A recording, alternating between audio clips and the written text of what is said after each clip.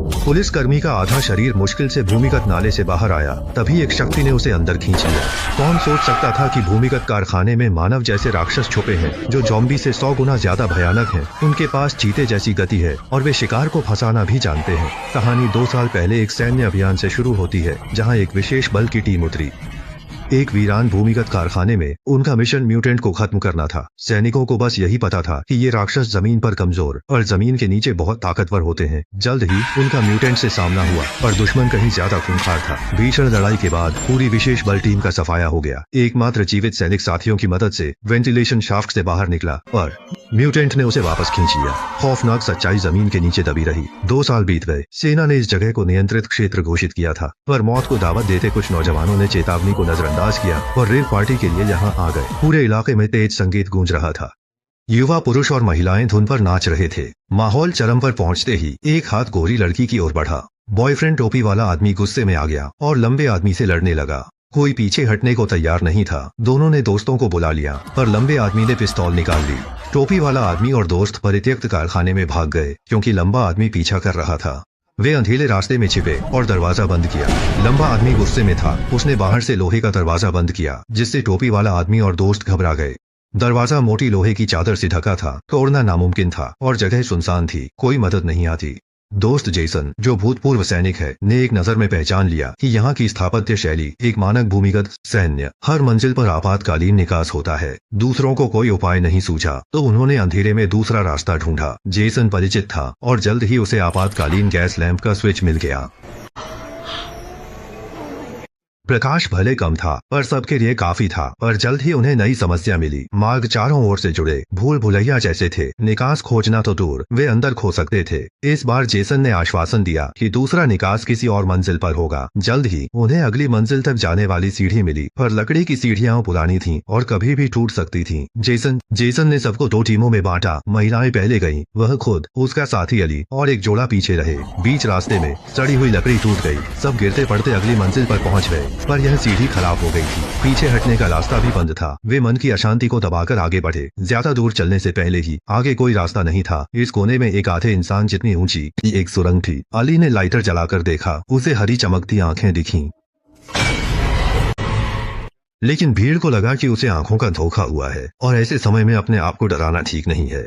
अपने दोस्तों के मन को शांति देने के लिए आली ने फिर से जाकर देखने का फैसला किया, और इस बार वाकई कुछ नहीं मिला। लेकिन इस घटना के बाद भीड़ किसी भी हाल में उस सुरंग से आगे जाने को तैयार नहीं थी, इसलिए उन्हें मुड़कर दूसरी दिशा में खोजना पड़ा। अगले ही पल धातु के टकराने की आवाज आई। उन्हें लगा यह धातु का पाइप गिरा। शायद डरकर घुंघराले बाल वाले व्यक्ति ने पेशाब जाने को कहा। गलियारे में एक शौचालय था। वह जल्दी से अंदर गया, पर जिप खोलते ही एक उत्परिवर्ती राक्षस आ गया।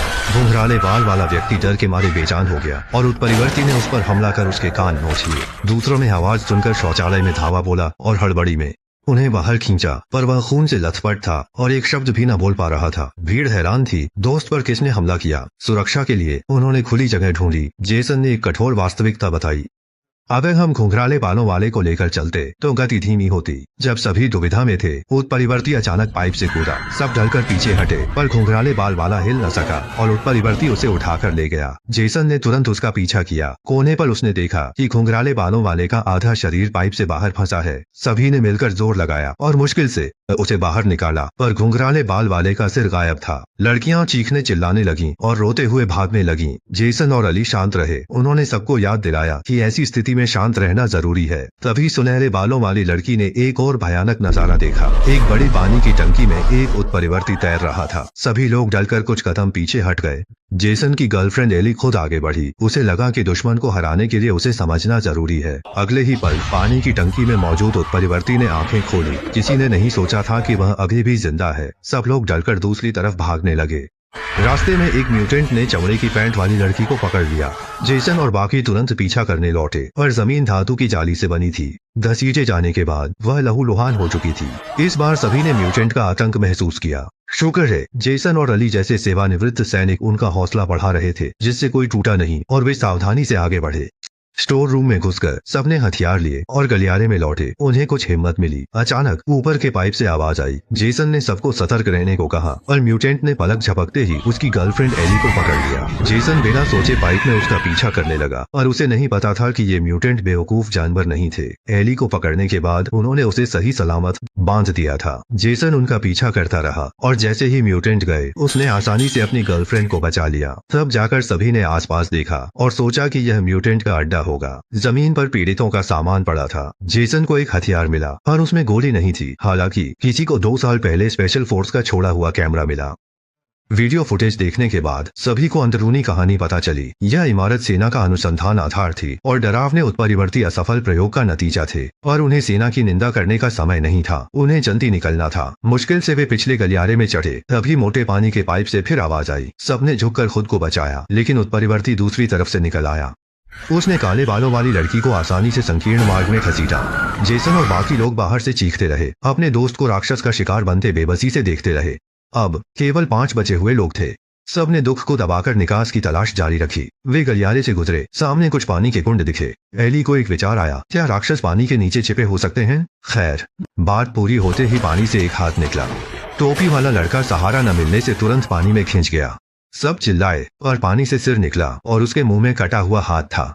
जेसन इस उकसावे से गुस्सा हो चिल्लाकर पानी में कूद गया। उसे टूटे हाथ वाला टोपी वाला आदमी मिल गया, पर पानी में उत्परिवर्ती अधिक ताकतवर थे। पलक झपकते ही टोपी वाले आदमी को खींचकर गायब हो गए। बचे हुए चारों ने खुद को शांत कर आपातकालीन निकास ढूंढना जारी रखा। अनजाने में वे बेस प्रयोगशाला में पहुंच गए। यहाँ उन्हें और सच्चाई पता चली। वीडियो का बूढ़ा उत्परिवर्तियों का निर्माता था, जिसका मकसद जैविक हथियार बनाना था, युद्ध में सामान्य सैनिकों की जगह दुश्मनों को मार सके। शुरुआत में यह शोध ठीक नहीं चला। उत्परिवर्तियों की उत्तरजीविता दर बहुत कम थी। फिर उसने एक युवा महिला के शरीर का उपयोग किया। प्रायोगिक विषय के जन्म के बाद उसे रोज ताजे खून से पाला गया, जिससे उत्तरजीविता दर की समस्या तो हल हुई और उत्परिवर्ती संक्रामक भी हो गए। कांटे का इंसान के उत्परिवर्ती बनने की संभावना थी। इसके बाद क्या हुआ? प्रयोगों ने संक्रमित हुए। अनुसंधान आधार भी चपेट में आ गया। एली ने उत्परिवर्तियों को रोकने वाली दवा खोजने की सोची। तभी रोशनी बुझ गई और कई उत्परिवर्ती उन्हें घेर लेते हैं। अली को एक विचार आया कि राक्षस आग से डरते हैं, इसलिए वह केरोसिन लैंप लेकर सबकी रक्षा करता है और सबको प्रयोगशाला से बाहर निकालता है। म्यूटेंट ने उसके पेट पर भी घाव कर दिया था। घबराकर गोरी लड़की दूसरे कमरे में भाग गई, जहां उसे वीडियो में दिखाया गया प्रयोग प्रभारी मिला। इतने साल बाद भी वह बूढ़ा आदमी जिंदा था। वह नई प्रजाति बनाने के घमंड में था और गोरी लड़की को म्यूटेंट की शक्ति बताता रहा। लड़की को लगा कि वह उसे छोड़ देगा, लेकिन उसकी नजर धोखे में आ गई। बूढ़े ने तुरंत सीटी बजाई। म्यूटेंट जैसे बुलाया गया आया और गोरी लड़की को मार डाला। पहले की सारी डींगें बूढ़े की धौंस जमाना थीं। तभी जेसन और साथी आवाज सुनकर जल्द वहां पहुंचे। म्यूटेंट के साथ होने से बूढ़ा खुद सामने आया। जेसन की टीम ने सीधे मुकाबला करने की हिम्मत नहीं की और दोनों तरफ से कुछ बातें हुई। स्थिति बेकाबू होती देख अली ने तुरंत रिकॉर्ड रूम का दरवाजा तोड़ा और वे गलियारे से भागने में सफल रहे।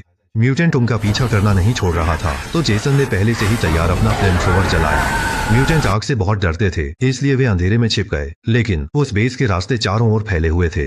रोशनी न होने से रास्ता साफ नहीं दिख रहा था और तीनों पर म्यूटेंट ने फिर से हमला कर दिया। इस अफरा तफरी में वे अलग हो गए। जेसन और उसकी गर्लफ्रेंड एक बंद गली में भाग गए। उसने फ्लेमथ्रोवर निकाला और खतरे के बाद भी सुरक्षित तरीके से म्यूटेंट को पीछे हटा दिया। लेकिन अली इतना खुशकिस्मत नहीं था। उस पर अकेले ही कई म्यूटेंट ने हमला कर दिया। म्यूटेंट ने उसे घेर दिया। जब जेसन और उसकी गर्लफ्रेंड पहुंचे, अली मरणासन्न जमीन पर पड़ा था। दर्द से जल्द मुक्ति चाहता था। जेसन ने आंसुओं के साथ अपने साथी सैनिक को खत्म कर दिया। अब वे 2 ही बचे थे। यह सोचकर जेसन को दुख हुआ। बेस के ऊपर एक पुलिस कार तेजी से आ रही थी। दरअसल गोरी लड़की के माता पिता उससे संपर्क नहीं कर पाए थे, इसलिए अगली सुबह ही पुलिस को सूचित किया। पुलिस को सूचना दी गई। पुलिस अधिकारी के उतरते ही जेसन और उसकी गर्लफ्रेंड ने शांत होकर निकास ढूंढा। वे हॉल से गुजरे, एक दरवाजे के पीछे रोशनी देखी और खोलने पर सामने हड्डियों का ढेर पाया। ठीक ऊपर सतह पर जाने वाला वेंटिलेशन शाफ्ट था। किस्मत से एक महिला पुलिसकर्मी वहां थी। जेसन म्यूटेंट को रोकने की कोशिश कर रहा था और एली ने उसकी मदद से मैनहोल कवर खोल दिया। दोनों मुश्किल से सतह पर चढ़े ही थे और तुरंत भागना चाहते थे, और महिला पुलिसकर्मी को नीचे खींच लिया गया। वह फिर ऊपर आई, पर अफसोस उसका निचला शरीर गायब था। जेसन और एली पुलिस गाड़ी से बेस से निकले। घर लौटने पर भी उनके मन में डर बाकी था, क्योंकि उनके साथी गायब हो चुके थे। नींद में एली उठकर देखती है कि जेसन जमीन पर खून की उल्टी कर रहा है। उसे लगा वह म्यूटेंट वायरस से संक्रमित हो गया है। अगले ही पल एली चौंक कर जाग गई। यह सब बस एक सपना था। दोनों सोने ही वाले थे कि जेसन का मोबाइल फोन बज उठा। कॉल उठाते ही हैट ब्रदर का वीडियो कॉल आया। उसे म्यूटेंट पानी में घसीट ले गए, पर वह मरा नहीं। उसे प्रयोगशाला ले जाया गया। शायद उसका भाग्य मौत से भी बुरा था। कहानी यहीं खत्म हुई। यह नहीं बताया गया कि जेसन और उसके साथी संक्रमित हुए या नहीं, या बेस के विचित्र लोगों का क्या हुआ। कुछ कहते हैं कि यह अंग्रेजी संस्करण द डिसेंट जितनी अच्छी है, और कुछ दृश्य शॉट वाकई वैसे ही हैं। कुछ समानताएं हैं, लेकिन डरावना माहौल कम है। जो इसे पसंद करते हैं वे मूल फिल्म देखें, क्योंकि यह ज्यादातर घोर फिल्मों से बेहतर है, पर इसकी लोकप्रियता उतनी नहीं है। आज के लिए बस इतना ही। पसंद आया तो हमें फॉलो करें। अगली बार फिर मिलेंगे।